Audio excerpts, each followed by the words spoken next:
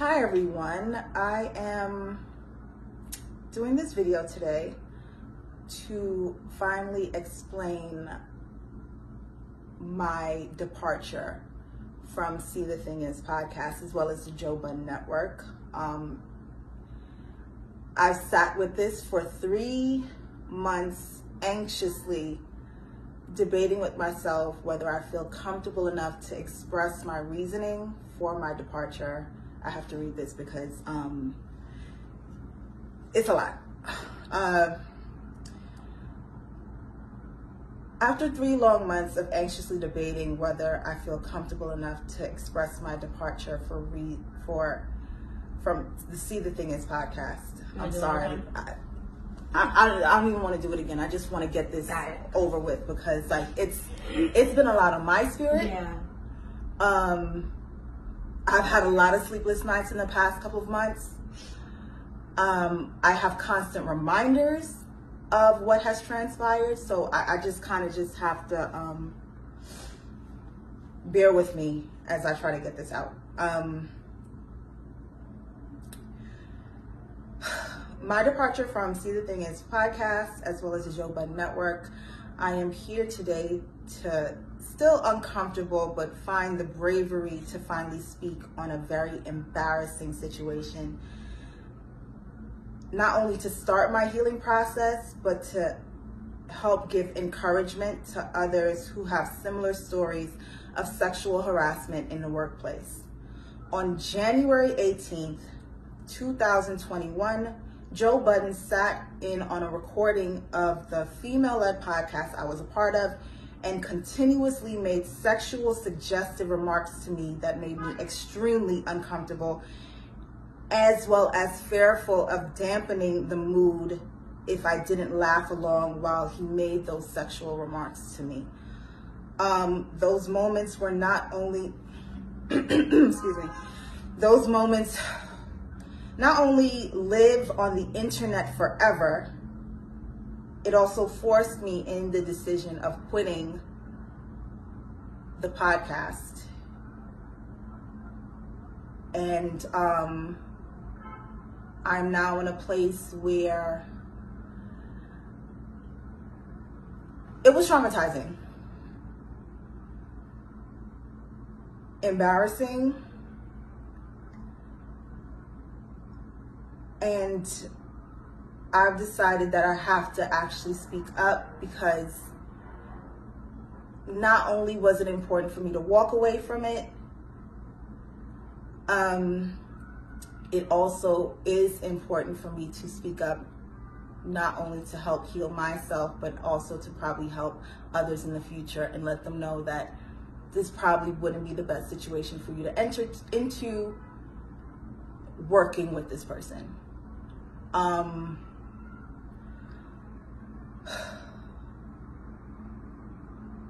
I'm sorry, I need a moment. Within these past 3 months, I'm gonna just be very frank. Within these past 3 months, after I left, I've been feeling stuck. Mentally, emotionally. I've even had to have a conversation with my daughter on why it's important for you to speak up when somebody crosses a boundary with you, because there is now footage of her mother on the internet with somebody crossing a boundary with her mother, and that's on there forever. And I want to lead by example and let her know that that is not how somebody should speak to you. And that also is a situation where if somebody does cross that line, you have to speak up. Everything that transpired in that episode happened while we were recording. Some of it was edited out. Some of it did say in there, and I'm going to reiterate the timestamps of how everything transpired. I'm gonna go ahead and start from 13 minutes and 48 seconds. Joe calls me out by saying, "I've never reached out to him privately or personally." This information is important to this entire scenario because it proves my lack of familiarity with this person. And that is what makes everything that transpired after that so uncomfortable. Even though I tried my best to laugh through it, to not, like I said, dampen the mood of the room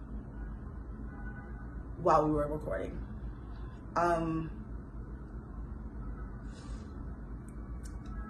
At 14 minutes, 34 seconds, there's an edit in the recording because Joe says him and I should speak more because, quote, "he's been wanting to fuck me since we've met." Everyone in the studio, including production staff, laughed uncomfortably while one of my co-hosts confirmed that to be true. I am mortified by this revelation, not only because it's revealed while we are amongst the presence of all of the production staff, but it's also being done while we are also recording audio as well as visual.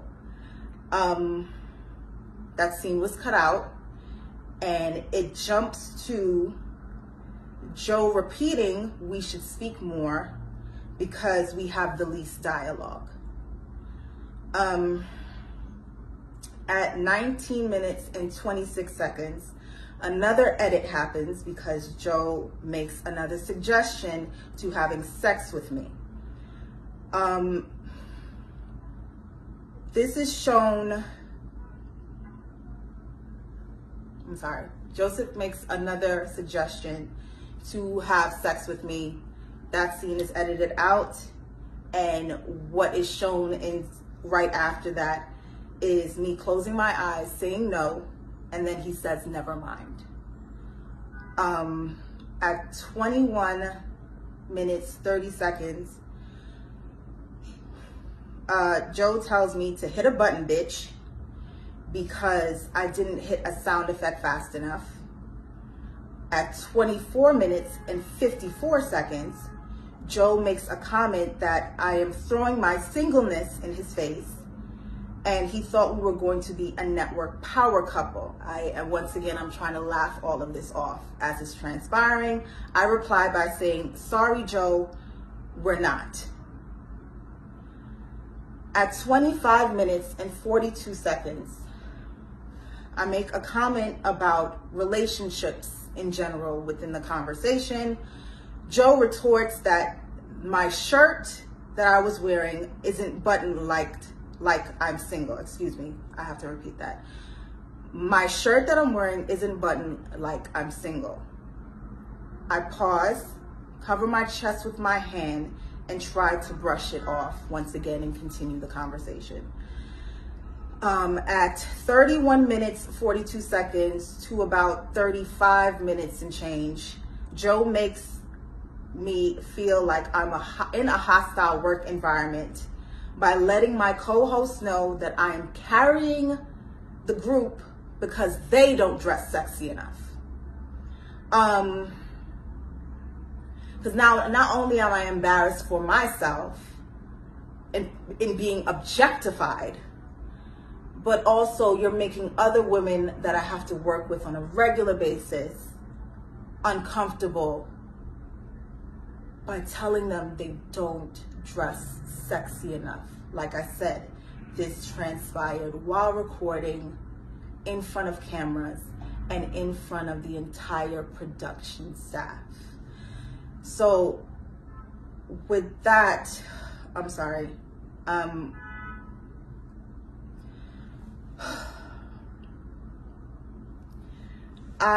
pretty much react by looking away and looking down in discomfort several times, because he has also said this in the past, and it actually created a passive aggressive and competitive environment with myself and my former co-host, where she admittedly attempted to shut down every idea I brought to the table because it wasn't well received by Joe and Ian, his business partner. That same former castmate often relayed group chat conversations back to Joe, which I personally felt was done because she wanted to secure her spot as his favorite, because he's made it clear to the entire group that he favorites me. Fast forward, we usually take a pause for about 10 to 15 minutes during recording to kind of regroup and get to the next segment. During that break, I leave the studio to go inside of the green room where Joe is sitting there alone. He asked me if I was okay, and I just immediately said yes, to not even try to further any sort of conversation or uncomfortableness. He then tells me he's gonna come back and sit with us and just give an on-air hug to lighten the mood. I say, okay. Fast forward to 2 hours, 16 minutes, and 3 seconds into the show. Joe returns and he mentions us and just giving us our accolades as we've been doing good thus far.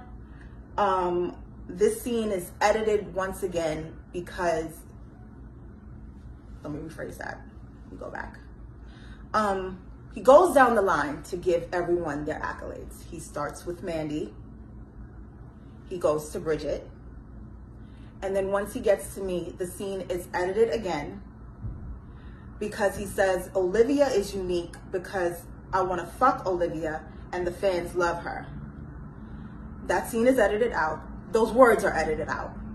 But what's left there is me widening my eyes in shock and embarrassment, because after he asked if I was okay and he said he would come back to lighten the mood, I didn't think he would once again reference to wanting to have sex with me. At 2 hours, 17 minutes, and 5 seconds in the timestamp, Joe asked if he can give me an on-air hug. My co-host said yes, they insist, and I slowly get up to hug him. Still apprehensive, I give him a hug somewhat of a distance to kind of hug, no pelvis there. It's unbeknownst to me until I actually watch back the episode that he was moving his hips while he was hugging me. I laugh uncomfortably because I don't know what else to do at that point. It's nervous laughter at this point. Everyone else is like kind of chuckling, and I sit back down, and at 2 minutes, 17 seconds, and I'm trying to like just get all of this out because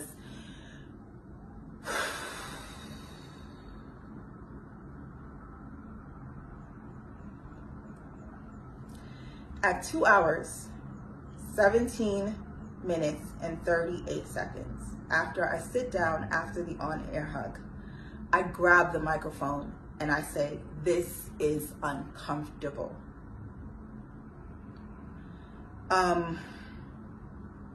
That's pretty much the end of the episode that was recorded. After the recording, Joe was asked while he was still in the room with everyone if he wanted to delete the parts he made where he made passes at me. He said he didn't care. As long as I'm fine with it, then the entire room pretty much looks at me and said, I just say I'm fine with it too. Feeling pressured, I say I'm fine. A few minutes later, I was called back into the studio to see if I wanted to hear the unedited version again and decide if I really want to keep it in there. I listened to it again, and in my ears, it sounded like everyone was laughing.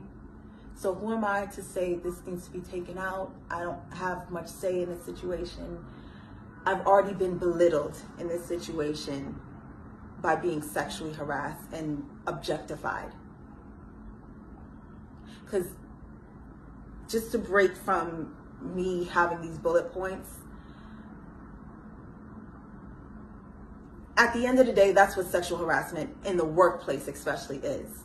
Belittling someone, taking away their dignity in those moments of seeing them less than. So as much we can say these are jokes, I'm an employee.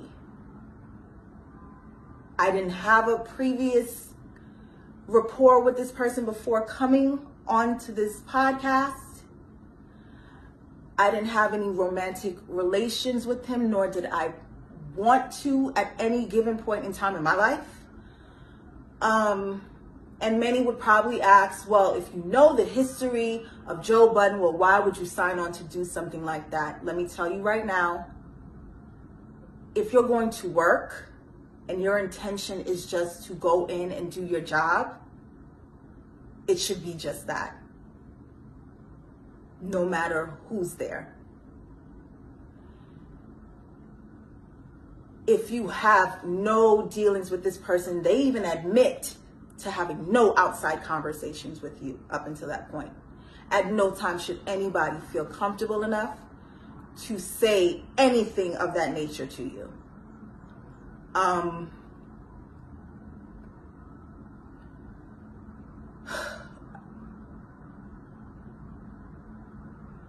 don't wish anything that happened to me in that moment on anyone, because like I said, it was extremely embarrassing. I am mortified that when people search Olivia Dope, the brand that I've spent 10 years at least building, that comes up.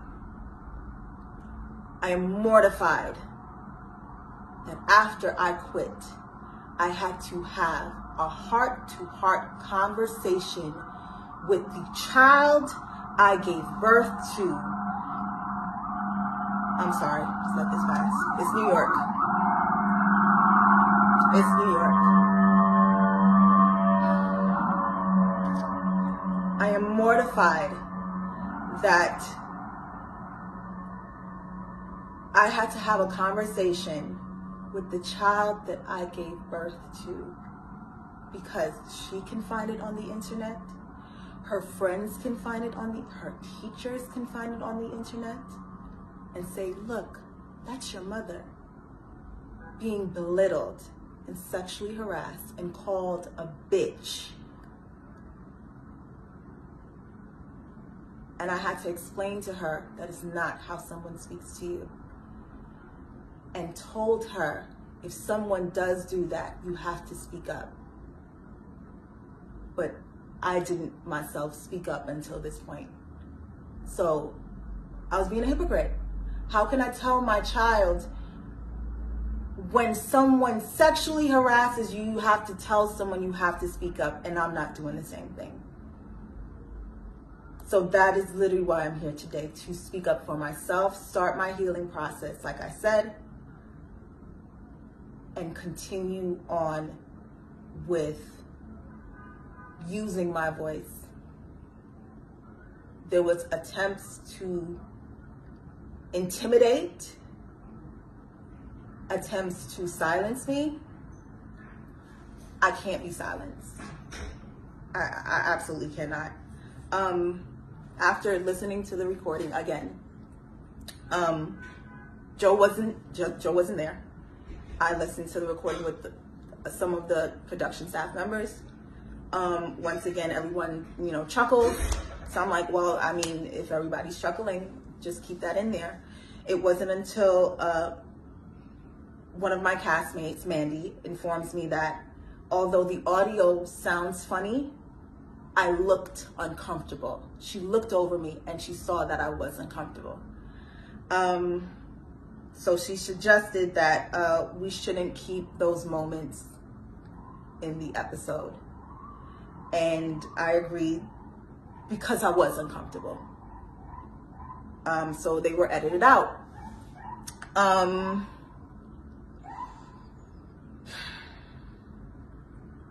I just wanted to speak my piece. It was really, really hard to even get up to this point. Sorry if I had to speak slow. Sorry if I had to like stutter, and I just really had to take the time to really formulate what I was gonna say and how I was gonna say it, because there's so many thoughts that go through my head about this whole scenario, about the situation, that it's been hard to even get it out in front of this camera right now.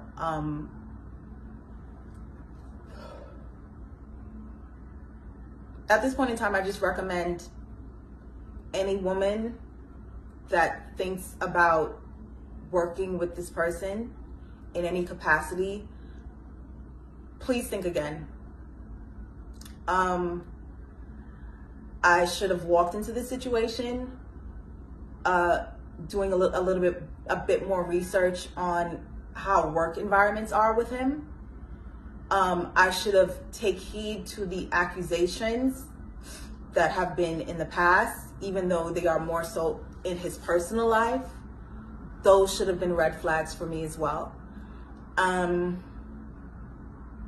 at the end of the day, regardless of all of that, no one should ever feel comfortable enough to speak the way that person spoke to me. Ever.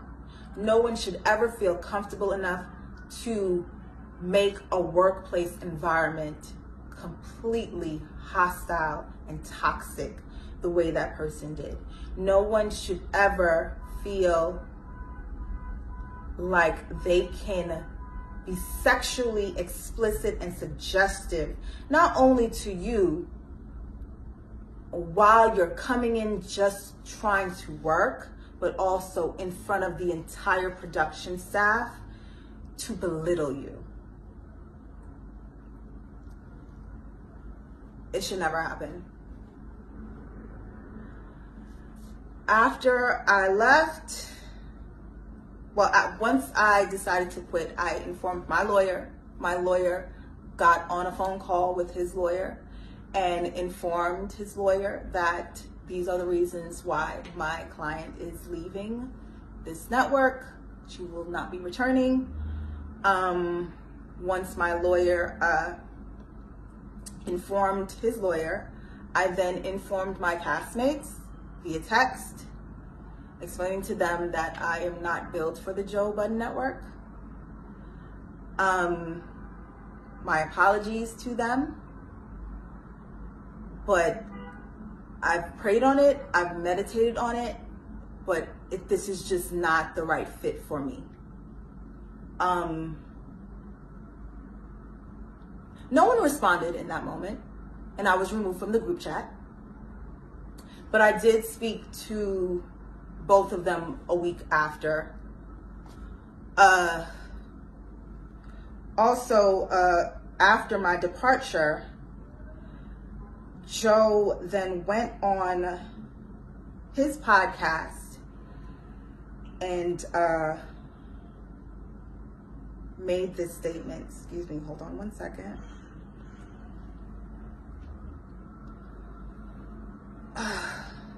Joe made this statement on his podcast. Enough of this Karen looking like a baddie. Shit. HR, Joe, HR. I need to be like Ross. If Ross, would you ever hire any women? Nah, I'm gonna want to fuck the bitches. That's the funniest part ever. Isn't it? No, he said it. I'm about to say, that was like almost a direct quote. He said that shit.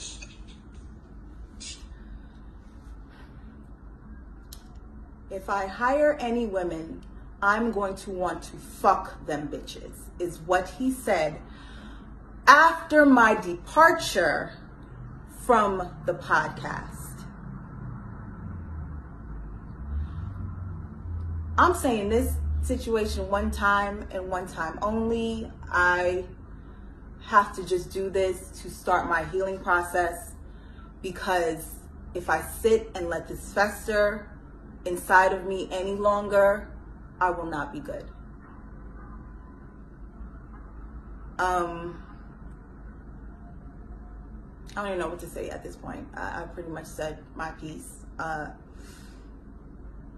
pretty sure I'm going to take a social media break after this, because, yeah, I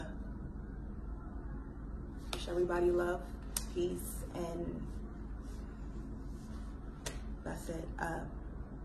But I'm going to be doing what I need to do to move on from this situation, and signing off.